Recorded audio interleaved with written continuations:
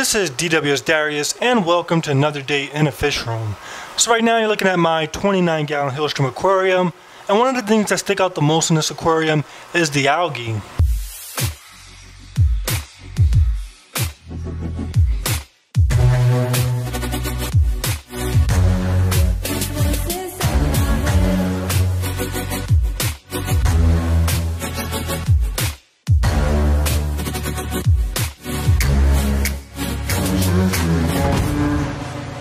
So when I first set up this aquarium, I knew that I was going to keep my Hillstream loaches in this tank.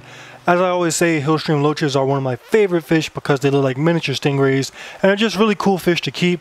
These fish are primarily algae eaters, so because of that I decided to leave the algae in this aquarium as uninterrupted as possible. I only cleaned it off the glass as often as I could so that I could just obviously get a good view of what's inside of the aquarium, but besides that I didn't clean any of the algae off the 3D background, off the rocks, or off anything else. And here we are today, and I now have a nice artwork of algae all over this aquarium. Now there are many different types of algae that grow in freshwater aquariums.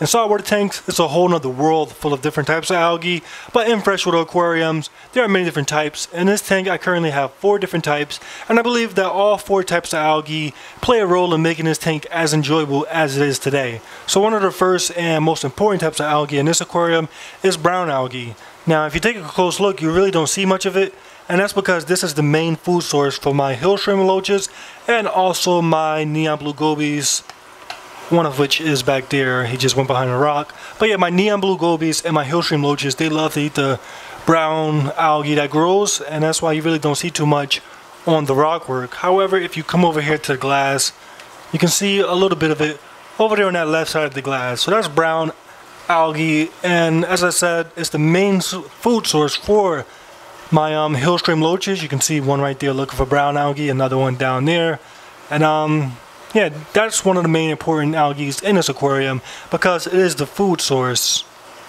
for these suction mouth feeders.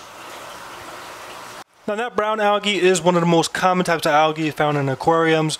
In fact, in my fish room I have to clean that stuff off all of my freshwater aquariums at least every 2 weeks because it grows so rapidly. So it's one of the most common types of algae found in aquariums, and you really don't need a lot of light to have it in your tanks. But if you do boost up the lights in your aquarium like I have in this tank, once again I purposely grew algae in this aquarium. So I have my Night Crew LED aquarium light, which is a pretty high output LED, and it's on for 9 hours a day.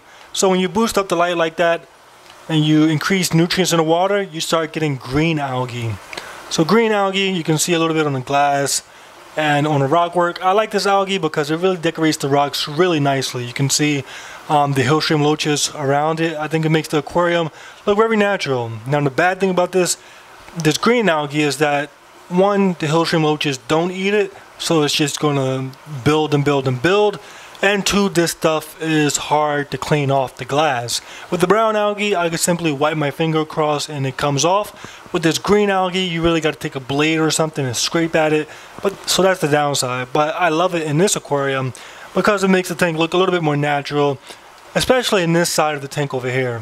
This rockscape was set up not too long ago, a couple of months ago. So that it has a nice little coat of green algae. I think it just makes the rock work just look a lot more natural, and just adds a nice touch to it. Now eventually, as time goes on, the green algae is going to build and build and build, and somehow, I'm not sure how, there's really not a lot of information about this next type of algae, but purple algae starts to grow.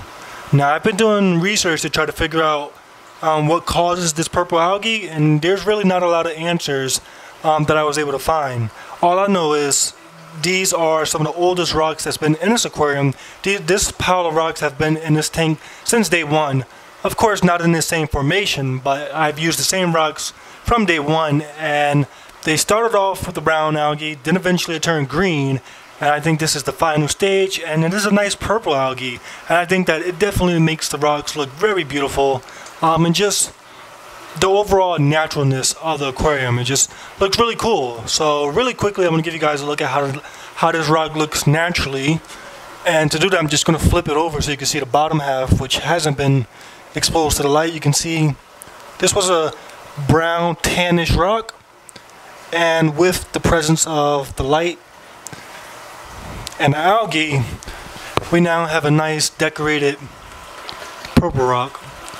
So definitely a cool feature in this aquarium, and once again I think it really helps beautify this tank. Now, just like the green algae, it does have its downsides. If it grows in your glass, it's going to be very hard to get off. You're going to have to like scrape it with a razor blade, and at the same time my hill stream loaches, they won't eat it. I think a pleco will eat it. Plecos are a little bit more ferocious algae eaters compared to these hill stream loaches, but this is a hill stream loach aquarium, so it doesn't matter whether or not plecos will eat it because I don't have any plecos in here. But yeah, just another feature in this aquarium, and I love the fact that it stays separate. I have the purple over here, the green over here. Eventually it may turn purple, but for now the two differences is pretty cool. Okay everyone, the last type of algae I want to show you guys, which is also my favorite out of all, and it is right there in the background, my green hair algae, all across this 3D background. Now this was actually the hardest algae out of all of them to grow. I only have this stuff growing in this aquarium and in my backyard pond. If I could, I would spread it to more of my aquariums because a lot of fish enjoy eating this stuff, but it's definitely not that easy to grow. Now I love this stuff firstly because of how awesome it looks. It looks like a regular mossy type of plant. And by the way, I forgot to mention that all algae is microscopic plants, so they all have the same benefit of plants, which is producing more oxygen in your water, which is highly beneficial for your fish. So yeah, you see this nice matted look all across the background, and it looks just absolutely amazing. The 3D background of itself looked good, but this algae just brought it to life. So yeah, I love this algae because it brings a really natural effect to the aquarium. I remember when I first started this tank, I used to keep shrimp inside of it, and my shrimp would go inside of the algae, and it was just a really natural effect. They would go and hide in it, and I know that they naturally do stuff like that in the wild. And besides the look of it, this stuff, a lot of fish enjoy eating it. Now unfortunately my hill stream loaches, they don't like it. Same thing with my neon blue gobies, but my American flag fish, they love it. I currently have one female.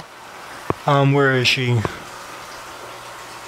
Can't find her now, but I do have footage of her grazing. She loves to graze on this stuff. And I remember last year I added that goldfish Goldberg, and a couple of months he grew extremely fast, and that's because he spent his entire day just nibbling at this stuff. And there's a couple of different fish that enjoy eating this hair algae. I know in my backyard pond, the koi, they're always grazing on it. Right now they're hibernating because it's winter, but in the summer months they're always grazing. I know African cichlids, certain types of mambona. I used to bring rocks covered with this stuff from the pond and put it in my African cichlid tank, and they would enjoy it. And there's just a lot of herbivorous fish that enjoy this algae. So hey everybody, that's my favorite type of algae, this green hair algae. Now when I do water changes and I bring the water level really low, some of it turns brown and blackish, which you can see some of the blacker strands over there. But eventually, I guess when I drain the water and leave it exposed, it dies off, and that's why you see all those brown and black ones. But eventually it regrows and it's green again. Now I want to give you guys just a quick look at how it looks outside of the tank. It's really thick, and it's just a really cool algae. It's like a actual plant. That was a bad piece, but it's like an actual plant. Now it's brightening things up for you guys so you can see it. You probably still can't see it too well, but it's like a regular moss, and it's just really awesome to have in an aquarium. Now, as I said in the beginning, all this algae, I haven't interrupted the growth of it from day one, and you can see that it's really not an aggressive type of algae. I mean, it did grow all over the background, but that was over the course of a year and some change. It spread a little bit to these rocks, but that's it. So it's not a crazy algae like some of these other algae. Some of these other algae, if I don't touch the glass, this entire glass will be covered with algae, and I wouldn't be able to see in this aquarium. But this green hair algae, it stays maintained, and it's just an awesome algae to have in an aquarium. And I think that the way I got it was just from a bunch of highlight. You can see that this stuff started to grow from the higher portion of this 3D background.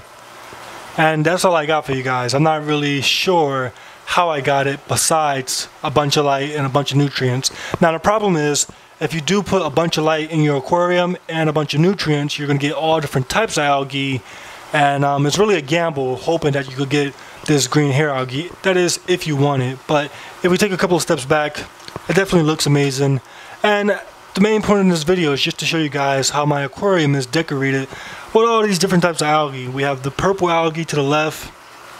We have a nice little assortment, like a little canvas of algae on that side glass. Right now I don't mind because I can't see it because there's another tank over there. But I guess eventually if I was to remove this aquarium and put it somewhere else, I would want that glass back.